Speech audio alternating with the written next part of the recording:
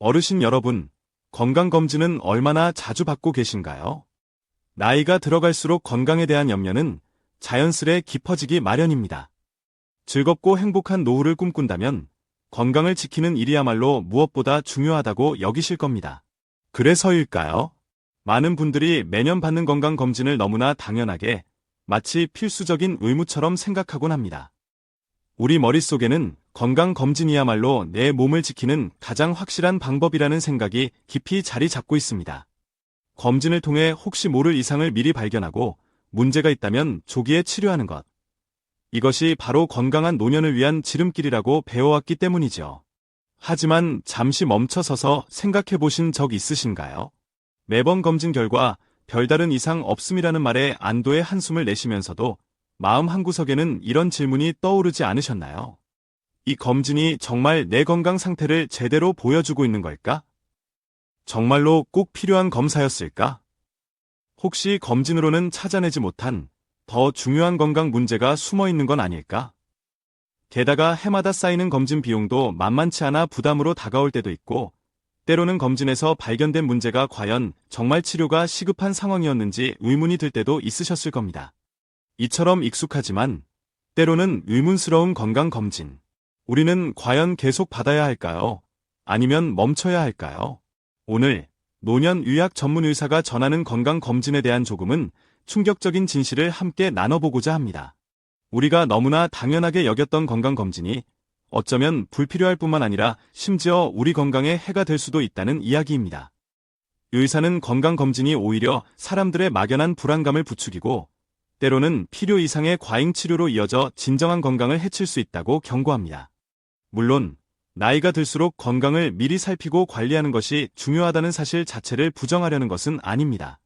하지만 우리가 매년 의무적으로 건강검진을 받고 그 결과 하나하나에 일희일비하며 어쩌면 받지 않아도 될 치료까지 감수하는 것이 과연 최선인지 한 번쯤 깊이 고민해 볼 필요가 있다는 것입니다.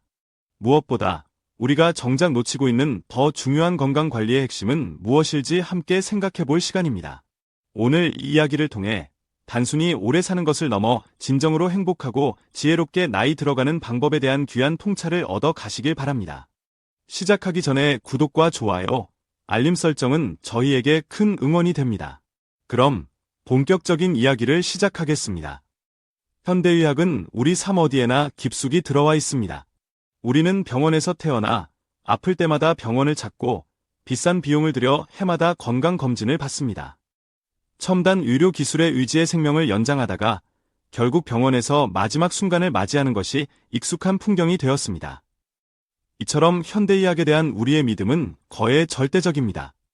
불과 수십 년 전만 해도 50세에 미치지 못했던 평균 수명을 100세 시대로 이끈 주역이 바로 현대의학이라는 생각 때문이지요. 하지만 현대의학이 과연 만병통치약일까요? 현대의학에 대한 맹목적인 믿음이 혹시 우리 몸을 더 병들게 하고 있지는 않을까요? 믿기 어려우시겠지만 많은 의사들이 환자에게는 약이나 검진을 적극적으로 권하면서도 정작 자신은 잘 받지 않는 경우가 많습니다. 아마도 약이나 검진만으로는 수명이 획기적으로 늘어나지 않는다는 사실을 경험적으로 알고 있기 때문일 것입니다.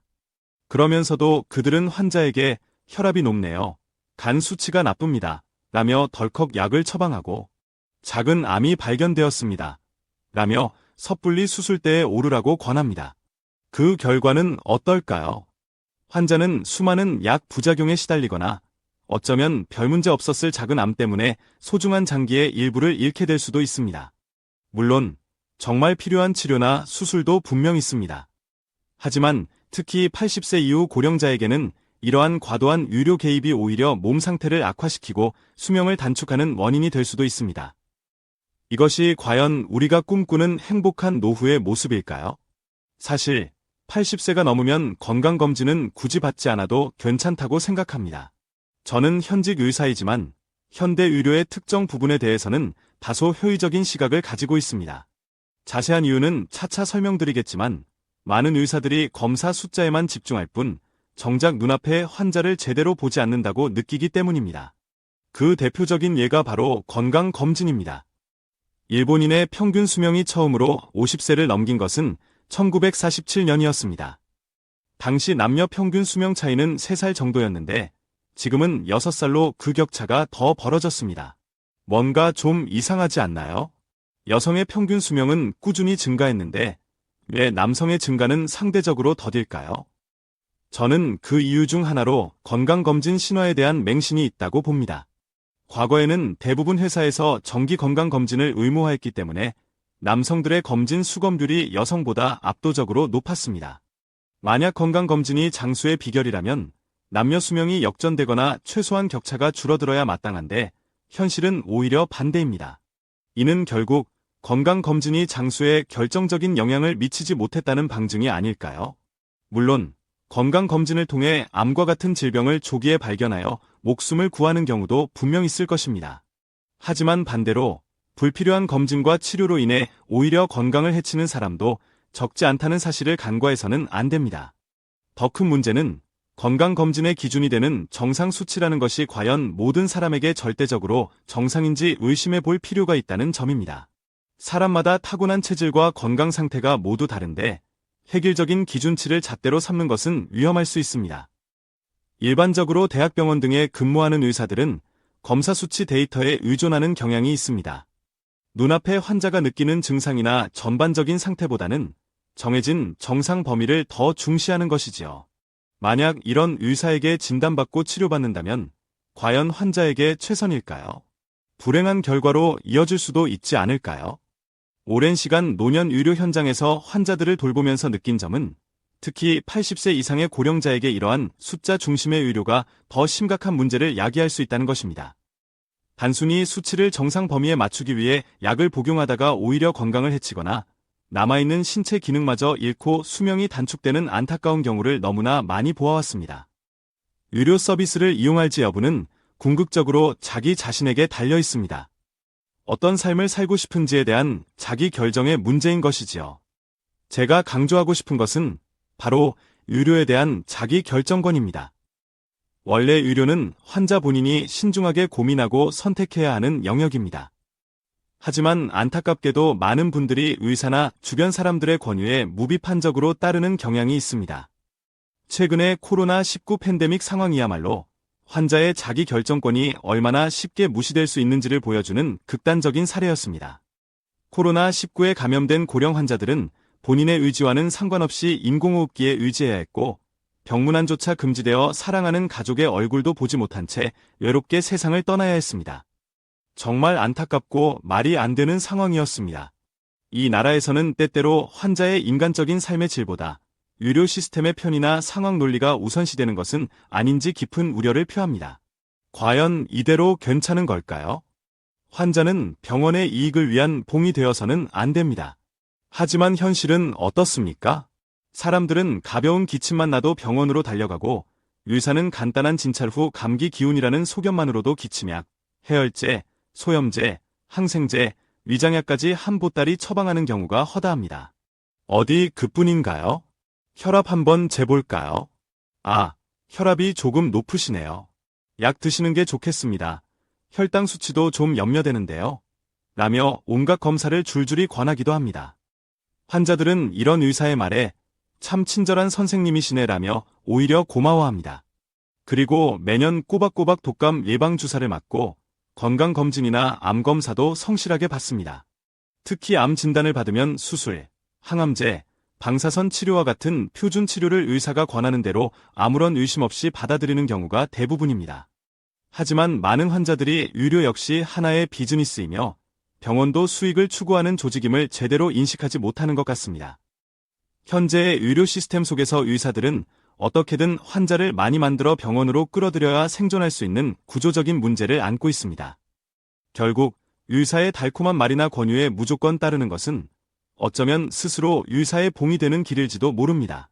여러분의 소중한 시간과 돈을 병원에 바치는 것을 넘어 자칫 생명까지 단축될 위험이 있기 때문입니다.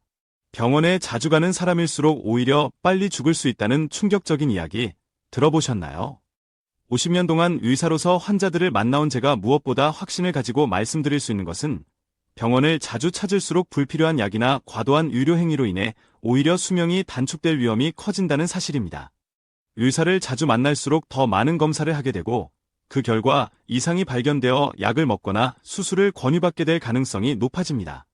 만약 암이라도 발견되면 수술, 항암제, 방사선 치료가 표준입니다.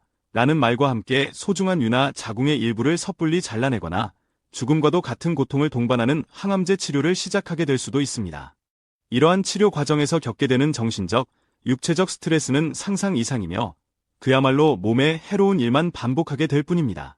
대부분의 약은 병의 근본 원인을 치료하는 힘이 없으며 오히려 심각한 부작용을 동반하는 경우가 많습니다. 흔히 먹는 감기약이나 해열제조차도 아나필락시스 쇼크와 같은 치명적인 알레르기 반응을 일으킬 수 있습니다. 암보다 약이 더 무섭다고 해도 과언이 아닙니다. 또한 배를 여는 개복 수술을 할 때 복막을 건드리면 즉시 상처가 생기고 유착, 조직이 서로 달라붙는 현상이 발생합니다. 이로 인해 장이 막혀 극심한 고통을 겪을 수 있으며 정상세포와 암세포의 경계가 무너진 곳으로 암세포가 침투하여 증식하기 쉬운 환경이 만들어지기도 합니다. 제가 의사가 된 지 얼마 안 되었을 때는 암은 수술이나 항암제로 충분히 치료될 수 있다고 굳게 믿었습니다. 하지만 수많은 환자들의 경과를 지켜보면서 장기를 잘라낸다고 해서 암이 반드시 낫는 것이 아니며 항암제는 고통을 연장시킬 뿐이라는 생각에 이르게 되었습니다. 암의 조기 발견은 행운이 아니다라는 말에 대해 어떻게 생각하시나요? 의학계는 첨단 영상 장비와 새로운 검사 방법이 계속 개발되면서 마치 암은 조기에 발견하기만 하면 쉽게 치료될 수 있는 병인 것처럼 이야기합니다. 1년에 한 번 검진만 받으면 암이 되기 전 단계에서 막을 수 있습니다. 라고 대대적으로 선전하며 암 검진 시장을 끊임없이 확대시키고 있습니다. 하지만 여기서 우리가 정말 중요하게 던져야 할 질문은 이것입니다. 그래서 암으로 사망하는 사람이 실제로 줄어들고 있는가? 진짜 무서운 암은 결국 사람의 생명을 앗아갑니다. 만약 의학계의 주장대로 암이 정말 치료 가능한 병이 되었다면 한때 사망 원인 1위였던 뇌졸중이 지금은 4위까지 내려간 것처럼 암 사망률 역시 지난 수십 년간 눈에 띄게 감소했어야 합니다. 그러나 현실은 어떻습니까? 암 사망률은 수십 년째 제자리 걸음이며 여전히 부동의 사망 원인 1위 자리를 지키고 있습니다. 그 이유는 무엇일까요? 안타깝게도 현재의 암 검진 시스템이 실제 암 사망률을 낮추는데 별다른 도움이 되지 못하기 때문일 수 있습니다. 검사 장비가 정밀해지고 첨단 기술이 도입될수록 암처럼 보이는 무언가를 더 잘 찾아내게 됩니다. 그러나 이렇게 발견된 것들 중 상당수는 실제 암이 아니거나 혹은 생명에 위협이 되지 않는 암과 유사한 것일 가능성이 높습니다. 이런 것들을 치료하겠다고 섣불리 수술대에 오르는 것은 오히려 몸에 불필요한 고통과 손상을 줄 뿐입니다. 암 수술을 한다고 해서 사망률이 반드시 낮아지는 것은 아닙니다. 역사적으로 일본은 외과 수술이 매우 발달했습니다. 일본인은 서양인에 비해 체형이 날씬하고 피하 지방이 적어 수술하기에 용이하며 수술로 인한 사망 확률도 상대적으로 낮았습니다. 이러한 배경 때문에 일본에서는 여전히 수술 만능주의 또는 수술 절대주의 사고방식이 널리 퍼져 있습니다.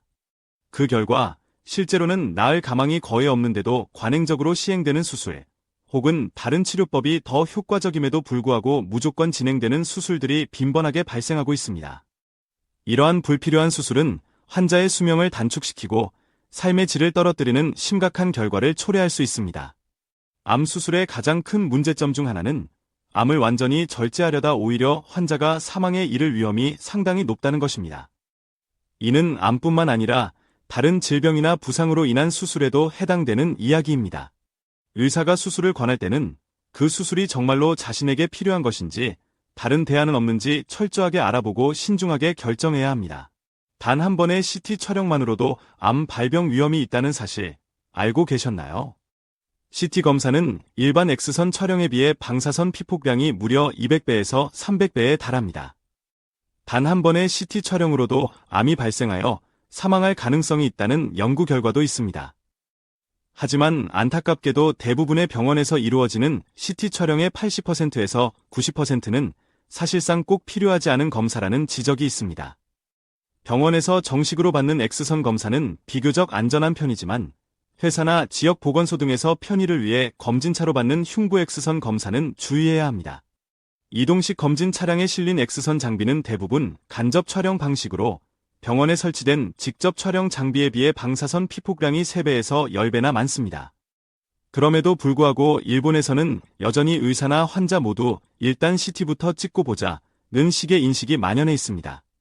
그 결과 국민 전체의 의료 방사선 피폭량은 계속해서 증가하고 있으며 현재 암 사망 원인의 6% 이상이 이러한 의료 피폭 때문이라고 주장하는 전문가들도 있습니다. 일본에서 의료 방사선 피폭으로 인해 암으로 사망하는 사람은 매년 2만 명 안팎으로 추정됩니다. 불필요한 CT 검사로 인해 오히려 건강을 해치는 일이 없도록 부디 신중하게 판단하시기를 바랍니다. 그렇다면 이 건강검진, 과연 꼭 받아야 할까요? 의사들 사이에서도 의견이 분분한 몇 가지 검진 항목에 대해 좀 더 자세히 살펴보겠습니다. 뇌정밀 검사, 뇌졸중이나 뇌종양 같은 심각한 질환을 조기에 발견하는 데 유용하다고 알려져 있습니다. 하지만 고해상도 MRI나 CT 검사는 아주 미세한 이상 소견까지 잡아내는데 이때 발견된 작은 결절이나 혈관의 비정상적인 구조가 실제로는 평생 건강에 아무런 영향을 미치지 않는 경우가 많습니다. 문제는 이렇게 미세한 이상이 발견되면 환자 본인은 물론 의료진까지 불필요한 불안감을 느끼고 추가 검사나 치료를 진행하게 된다는 점입니다. 예를 들어 뇌에서 작은 종양이나 혈관 기형이 발견되었을 때 그것이 실제로는 아무런 문제를 일으키지 않을 가능성이 높음에도 불구하고 환자는 혹시 모르니 제거해야 한다는 심리적 압박을 받게 됩니다. 이러한 과잉 진단이 결국 불필요한 수술이나 약물 치료로 이어질 수 있는 것입니다. 또한 뇌정밀 검사는 나이가 들면서 자연스럽게 나타나는 변화를 비정상으로 간주할 위험이 있습니다. 나이가 들면 뇌 조직에도 변화가 생기고 작은 흉터나 미세한 혈관 손상 등은 흔하게 발생할 수 있는 현상입니다. 그런데 검사에서 이런 변화가 발견되면 무조건 치료 대상으로 간주하고 의사들이 치료를 권유하는 경우가 있습니다. 하지만 이는 자연스러운 노화 과정의 일부일 뿐 반드시 의학적 개입이 필요한 상황이 아닐 때가 많습니다. 뇌정밀 검사는 정말 필요한 사람에게 선별적으로 시행되어야 하며 그렇지 않으면 불필요한 치료와 과잉 진단으로 이어질 수 있다는 점을 기억해야 합니다. 뇌정밀 검사의 또 다른 문제점은 검진 후에 환자들이 느끼는 극심한 불안감입니다. 검사 결과에서 아주 작은 이상이라도 발견되면 환자들은 큰 공포에 휩싸이기 쉽습니다. 특히 뇌와 관련된 문제는 자칫 치명적인 결과로 이어질 수 있다는 두려움 때문에 사소한 이상 소견이라도 심리적으로 엄청난 부담을 주게 됩니다. 이러한 심리적 압박감 자체가 오히려 건강에 해를 끼칠 수 있습니다. 검사가 오히려 환자의 불안을 증폭시키고 건강에 대한 과도한 염려와 스트레스를 유발하여 삶의 질을 떨어뜨릴 수 있다는 것입니다. 일부 병원이나 의료기관에서 뇌 건강을 명분으로 정밀 검사를 적극적으로 권장하는 경우가 많지만 실제로는 꼭 필요하지 않은 검사인 경우도 상당수입니다. 특히 아무런 증상이 없는 건강한 사람들에게 무분별하게 정밀 검사를 권하는 것은 상업적인 목적이 개입되어 있을 가능성을 배제할 수 없습니다. 물론 그렇다고 해서 뇌정밀 검사가 전혀 필요 없다는 의미는 아닙니다. 지속적인 심한 두통, 갑작스러운 신경학적 이상 증상, 뇌졸중 발병 위험이 높은 고위험군 등 명확한 증상이나 위험 요인이 있는 경우에는 뇌검사가 필수적일 수 있습니다. 하지만 특별한 증상이 없는 사람들에게 무작정 뇌정밀 검사를 권장하는 것은 불필요할 뿐만 아니라 오히려 해가 될 수 있다는 사실을 꼭 인지해야 합니다. 따라서 뇌검사를 받기 전에는 정말 필요한 상황인지 신중하게 판단하고 믿을 수 있는 의학 전문가와 충분히 상담하는 것이 중요합니다. 고혈압 검사. 현대 의료 시스템에서는 고혈압 진단 기준이 다소 낮게 설정되어 있어 생각보다 많은 사람들이 고혈압 환자로 분류되는 경향이 있습니다.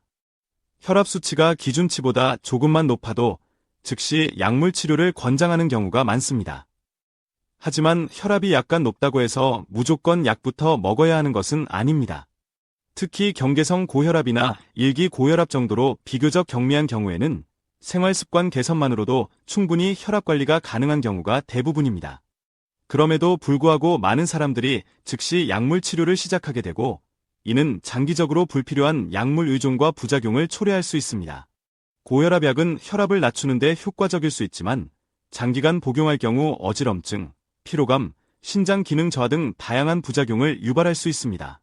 또한 약물로 혈압을 인위적으로 낮추는 것이 항상 건강에 이롭다고 단정할 수도 없습니다. 약물 치료의 필요성은 개개인의 상태에 따라 신중하게 판단해야 합니다. 고혈압 관리에 있어서 약물 치료보다 훨씬 더 중요하고 근본적인 것은 바로 생활습관 개선입니다. 건강한 식단, 특히 저염식, 규칙적인 운동, 적정 체중 유지, 스트레스 관리 등을 통해 혈압을 자연스럽게 조절하는 것이 가장 이상적입니다. 특히 체중 감량과 염분 섭취 제한은 혈압을 낮추는데 매우 효과적인 방법으로 알려져 있습니다. 꾸준한 생활습관 개선을 통해 약물 없이도 충분히 혈압을 관리할 수 있는 경우가 많습니다. 따라서 고혈압 진단을 받았다고 해서 무조건 약에 의존하기보다는 자신의 생활습관을 돌아보고 개선하려는 노력이 우선되어야 합니다. 나이가 들수록 습관을 바꾸는 것이 어렵다고 하지만 건강한 노후를 위해서는 반드시 필요한 노력입니다. 특히 고혈압 증상이 심하지 않은 경우에는 생활습관 개선만으로도 혈압을 효과적으로 조절할 수 있으며 이는 약물 부작용의 위험을 피하는 가장 안전한 방법이기도 합니다. 고혈압 진단을 받으면 많은 사람들이 자신이 심각한 건강 문제를 안고 있다고 생각하며 큰 불안감을 느낍니다. 물론 고혈압 자체는 관리가 필요한 중요한 건강 문제이지만 지나치게 불안해하거나 즉각적으로 약물에 의존하는 태도는 장기적으로 오히려 건강을 해칠 수 있습니다. 오히려 요가, 명상, 규칙적인 운동 등 스트레스를 관리하고 마음의 안정을 찾는 활동이 혈압 조절에 더 긍정적인 영향을 미칠 수 있습니다. 고혈압 약물의 장기적인 효과와 부작용 가능성을 충분히 인지하고 약물 없이 건강하게 혈압을 관리할 수 있는 자신만의 생활 루틴을 찾는 것이 중요합니다. 식이요법과 운동의 중요성은 아무리 강조해도 지나치지 않습니다. 특히 나트륨 섭취를 줄이고 신선한 과일과 채소를 충분히 섭취하는 식습관은 고혈압 관리에 큰 도움이 될 수 있습니다. 혈당 검사. 혈당 검사는 당뇨병 위험을 파악하는 중요한 지표 중 하나입니다. 하지만 혈당 수치는 식사 내용, 스트레스 수준, 운동량 등 다양한 요인에 의해 일시적으로 변동하기 쉽다는 점을 알아야 합니다. 예를 들어 검사 전날 과식을 했거나 심한 스트레스를 받았다면 혈당 수치가 평소보다 높게 나올 수 있습니다. 따라서 단 한 번의 혈당 검사 결과가 기준치보다 다소 높게 나왔다고 해서 즉시 당뇨병으로 진단하고 걱정하는 것은 성급한 판단일 수 있습니다. 특히 공복 혈당 수치에 대한 지나친 집착은 경계해야 합니다.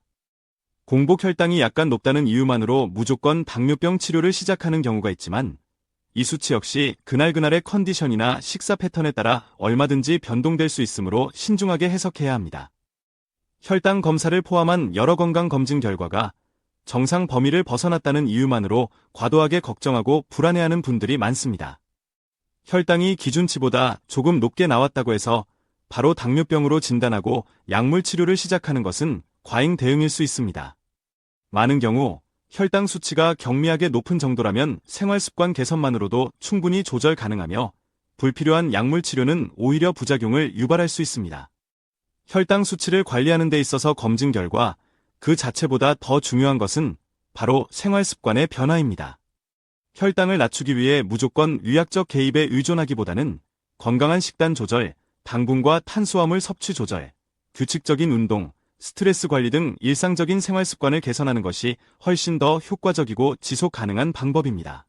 결론적으로 혈당 검사는 당뇨병 위험을 확인하는 유용한 도구임에는 틀림없지만 그 결과를 절대적인 기준으로 삼아서는 안 됩니다. 검진 결과 숫자에 휘둘리기보다는 꾸준한 생활습관 개선을 통해 스스로 건강을 관리하는 지혜가 더욱 중요합니다. 모든 사람에게 무조건 혈당 검사가 필요한 것은 아니며 개인의 건강 상태와 생활습관, 위험 요인 등을 고려하여 꼭 필요한 경우에 적절한 검진을 받는 것이 현명합니다. 만약 지금 제 몸에서 암이 발견된다고 하더라도 극심한 통증이 있거나 음식물 섭취가 불가능한 상태가 아니라면 저는 굳이 암을 제거하기 위한 치료를 받지 않을 생각입니다. 암은 단 하나의 세포가 암세포로 변하면서 시작되어 아주 서서히 자라납니다. 보통 1cm 크기의 암 덩어리가 되기까지는 약 10년 정도의 시간이 걸린다고 알려져 있습니다. 만약 그 암이 전이될 성질을 가진 암이라면 그 10년이라는 기간 동안 이미 몸 어딘가로 전이가 일어났을 가능성이 높습니다. 1cm 크기에서 암을 발견했다고 해서 조기에 발견해서 행운이다 라고 생각할 것이 아니라 실제로는 이미 눈에 보이지 않는 작은 암세포들이 다른 곳으로 퍼져나갔지만 너무 작아서 현재의 검사 기술로는 발견하지 못하고 있을 뿐이라고 보는 것이 더 타당할 수 있습니다. 암 치료 후 3년 만에 재발했다는 말은 3년 전 수술로 암을 완벽하게 제거하지 못했다는 뜻이 아니라 수술 당시 이미 다른 곳에 전이되어 있던 작은 암세포들이 3년 동안 자라서 발견 가능한 크기가 되었다는 의미일 가능성이 높습니다. 이것이 바로 제가 만약 암에 걸리더라도 섣불리 제거 수술을 받지 않겠다고 결심한 이유입니다. 특히 80세가 넘으신 고령자라면 암이 발견되었다고 해서 무조건 수술부터 생각할 필요는 없다고 봅니다. 나이가 들수록 암세포의 성장 속도는 느려지고 전이되는 경향도 젊은 사람에 비해 현저히 줄어들기 때문입니다. 따라서 굳이 몸에 큰 부담을 주는 수술이나 치료를 서두르기보다는 암의 진행 상황을 차분히 지켜보는 편이 오히려 더 나을 수 있습니다. 사실 발견하지 못했을 뿐이지 훨씬 이전부터 몸 안에 암을 지닌 채 살아왔을 가능성이 높으며 앞으로도 암은 매우 서서히 진행될 것이기 때문에 갑자기 상태가 급격하게 나빠지는 경우는 드뭅니다. 암 치료는 결코 간단한 과정이 아닙니다. 수술이든 항암 치료든 방사선 치료든 우리 몸에 심각한 부담을 줄 수밖에 없습니다. 특히 신체 기능과 체력이 크게 저하된 80세 이상의 고령자는 암 치료 후유증으로 인해 이전의 일상생활로 돌아가지 못하게 될 확률이 매우 높습니다. 암을 수술로 절제하는 것과 절제하지 않고 그대로 두는 것, 과연 어느 쪽이 더 오래 살 수 있을까요? 솔직히 말해 명확한 정답은 아직 알 수 없습니다. 일본 의학계조차 이에 대한 대규모 비교 연구를 제대로 수행한 적이 없기 때문입니다. 어떤 경우에는 절제하는 편이 더 오래 살기도 하고 또 어떤 경우에는 절제하지 않는 편이 더 오래 사는 경우도 있습니다. 하지만 저의 오랜 임상 경험에 비추어 볼 때 암을 절제하는 수술은 거의 확실하게 환자의 전반적인 건강 상태를 악화시키는 경향이 있습니다. 왜냐하면 대부분의 암 수술은 암 덩어리만 제거하는 것이 아니라 암이 발생한 장기의 일부 또는 전체를 함께 도려내기 때문입니다. 예를 들어 위암 수술의 경우 위의 절반 이상을 잘라내는 것이 일반적입니다. 이렇게 되면 소화 기능이 크게 저하되고 영양 흡수에도 문제가 생겨 전반적인 건강 상태가 나빠질 수밖에 없습니다. 우리는 노화 현상을 질병과 동일시해서는 안 됩니다. 현대 사회에서 성인들이 흔히 앓는 질병의 상당수는 사실 병이라기보다는 자연스러운 노화 현상에 가깝습니다. 이러한 노화 현상은 의사의 치료나 약물로 완전히 고칠 수 있는 것이 아닙니다. 고혈압, 고콜레스테롤 혈증, 혈당 상승, 경계성 당뇨 포함 등 이른바 성인병이라고 불리는 질환들을 요즘은 생활습관병이라고 부릅니다. 마치 잘못된 생활습관 때문에 이런 병에 걸린다는 뉘앙스를 풍기면서 건강검진을 의무화하고 대사증후군이라는 이름표를 붙여 마치 범죄자를 단속하듯이 관리합니다. 혈압이나 혈당 수치가 정해진 기준치를 조금이라도 벗어나면 즉시 약물로 수치를 정상으로 되돌리도록 강권하는 등 국가 차원에서 국민의 건강을 지나치게 엄격하게 관리하려는 경향이 있습니다. 사람들은 보통 몸 어딘가 불편함을 느낄 때 의사로부터 명확한 병명을 진단받으면 오히려 안심하는 경향이 있습니다. 반면에 나이 탓입니다 라는 말을 들으면 뭔가 석연치 않아 하고 의심합니다. 하지만 우리 몸도 자연의 일부이며 나이가 들면서 변화하는 것은 지극히 당연한 과정임을 받아들이는 자세가 필요합니다. 노화란 세포 속 유전자의 상처가 쌓이고 축적되어 몸의 여러 기능에 장애가 나타나는 자연스러운 육체적 변화입니다. 따라서 나이가 들면서 어느 정도의 통증이나 불편함이 생기는 것은 자연의 섭리이며 어쩔 수 없는 부분이라고 생각하고 그러한 증상들과 평화롭게 공존하며 잘 지내는 방법을 배우는 것이 오히려 더 합리적인 태도일 수 있습니다. 우리 모두는 건강하고 행복한 노년을 보내고 싶어 합니다.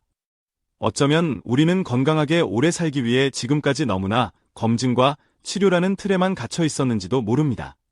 물론 꼭 필요한 검진과 치료는 받아야 하겠지만 나이가 들어감에 따라 자신의 몸에서 일어나는 변화를 자연스럽게 이해하고 받아들이는 지혜가 필요합니다. 그럴 때 우리의 마음은 더 평온해지고 일상 속 작은 순간들에서 더 큰 행복을 느낄 수 있지 않을까요? 검진 결과의 숫자나 의사의 말 한마디가 우리 건강의 전부를 말해주지는 않습니다. 오히려 과도한 검진과 불필요한 치료는 우리의 행복을 앗아가고 불안감만 증폭시킬 수 있습니다. 그런 의미에서 오늘 소개해드린 노년의학 전문 의사의 이야기는 특히 80세를 넘어서는 왜 건강검진에 지나치게 의존하기보다 자신의 몸 상태에 귀 기울이는 것이 더 중요한지를 잘 설명해주고 있습니다. 이제 우리에게 중요한 것은 내 몸의 목소리에 귀 기울이고 불필요한 불안과 걱정에서 벗어나 스스로의 건강을 현명하게 관리하는 지혜를 기르는 것입니다. 건강은 단순히 검사 수치나 병명의 유무로만 판단할 수 없는 우리 각자의 소중한 인생 이야기 그 자체입니다. 오늘 영상이 여러분의 행복한 노후를 위한 건강관리법에 대해 새로운 관점에서 생각해보는 의미 있는 계기가 되었기를 진심으로 바랍니다. 노년의 진정한 행복과 건강은 병원과 약에만 의존하는 것이 아니라 자신의 몸과 마음을 스스로 돌보는 지혜에서 시작될 것입니다.